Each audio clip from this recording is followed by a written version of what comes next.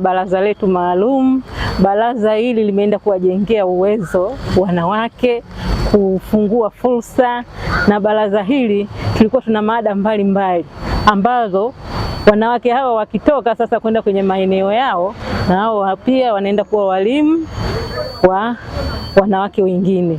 Lakini pia baraza letu tulikuwa tuna wataalamu wa aina mbalimbali ambao wametoa semina hizi. Semina ambazo tulikuwa nazo leo, tulikuwa tuna watu wa afya, wao wametueleza masuala mazima ya bima ya afya kwa wote, ambayo sisi kama wanawake tuna jukumu kubwa la kwenda kuwaelimisha wanawake wenzetu huku chini. Wanawake wengi hawajui maana ya bima ya afya. Lakini pia tulikuwa tuna mambo ya asilimia za mikopo. Tunakumbuka Mheshimiwa Rais katika kampeni zake alisema atakavyoingia madarakani siku 100 za mwanzo atatoa bilioni 200 kwa ajili ya mikopo asilimia wanawake, vijana na watu wenye makundi maalum. Lakini tuna mambo ya maji. Pia tumepata semina hiyo, watu wameelewa, tunashukuru. Tunalenga baadaye huko kila mwanamke sasa aweze kujitegemea mwenyewe kiuchumi kuliko kuwa tegemezi.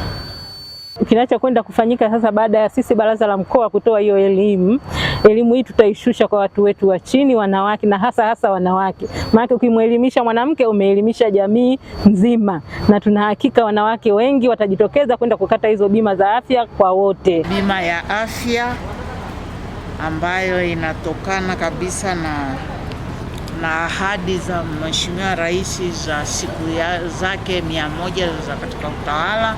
Tumepata taarifa kwamba utekelezaji umeshaanza, tumefurahi sana, lakini zaidi tumeweza kujua sasa mpango huo unahusu nani kwa awamu hii na unatekelezwa vipi, matarajio yawe yapi. Kwa hiyo tumejua kwamba bima hizi zinazotoka, kuna bima ambazo zinaweza kupata kutekelezwa katika zahanati, vituo vya afya na hospitali za wilaya. Mafunzo kuhusu mikopo iliyoahidiwa na Mheshimiwa Rais na ambayo iko katika utekelezaji katika siku 100 za Rais. Tayari fedha zilizotolewa tumepewa utaratibu wake na watu wanaotaka kuzifikia, na watu wameshaanza kutumia fursa. Ukweli tumeelewa, tunazidi kuelewa, na bado tunajua jambo linapoanza linakuwa na changamoto zake. Na mojawapo ya changamoto ya huu mpango wa mikopo pia ni kwamba wewe una mlemavu wako yuko kule nyumbani, pengine hawezi kuungana na wenzie nini. Lazima tumeelewa kwamba lazima awe na mtu wa kumsimamia, na tunategemea kwamba huyu anayesimamia hatachukua nafasi hiyo kumuonea. Kwa hiyo kwa maneno mengine, sote tunawajibika kuhakikisha kwamba jambo hili linakuwa sawa, na inavyoonekana serikali imejipanga na vitu hivi vinawekwa kwenye mfumo na kila jambo litajulikana. Ripoti huwezi kusema uongo.